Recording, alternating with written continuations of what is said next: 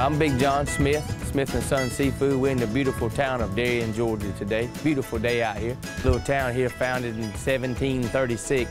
A lot of history here. Darien's a little fishing community, probably 2,500, 3,000 people. We do a lot of packing, a lot of processing, unload a lot of these boats on this river here that goes to Harris Teeter. We've been doing business with Harris Teeter for about 20 years now. We do probably approximately 75 to 100,000 pounds a week with Harris Teeter. We got a real good relationship, more I'd say like a family relationship. We've been there a long time. My father started in this little community here in 1955, and I've been doing it since probably since I was 20.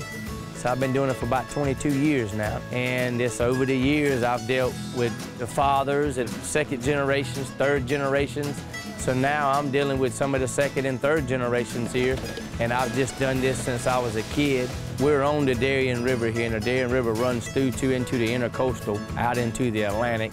They go down the Darien River here, run out about an hour, trail their rigs out, and they're out fishing within 2 hours. They're out dragging. They drag from 3/4 mile to a mile on the beach, and then they go out as far as 6, 7 miles. But mostly everybody here with these boats that we have in this river, most everybody here fishes from 3 miles to 7 miles. But most time it's from 2 to 4 hour drags, depending on what their tries are. When they pull their tri nets, it tells them, you know, what the catch looks like. These boats, particular boats we're on today, like I said, they have 4 rigs. Some of them have 2 rigs. What you have here is outriggers. They'll let these outriggers down. And when they let the outriggers down on each side, if it's a 4-rig boat, he has two nets on each side of the boat. And he also has 2 doors on each side and a sled. The sled is the part that rides in the middle that makes that holds the tension on the doors and makes the doors spread their nets. And also every boat has a tri-net. They'll set a tri-net out, and like every 15 minutes they'll pull that tri-net and they'll count the shrimp in the tri-net. And if the shrimp in the tri-net continues to get higher, that means they're in the shrimp. But when the boats come in off of a 4 or 5 day trip, they're immediately unloaded, washed, put in 100-pound boxes. They go to our facility.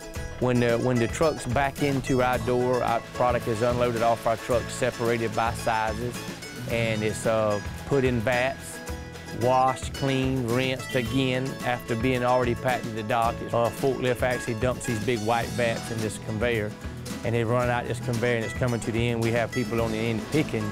They're picking anything that's what we call might be an inadvertently peeled, a head or a fish or a crab or something that might have got through off a deck of a boat, or just has to be thoroughly hand graded.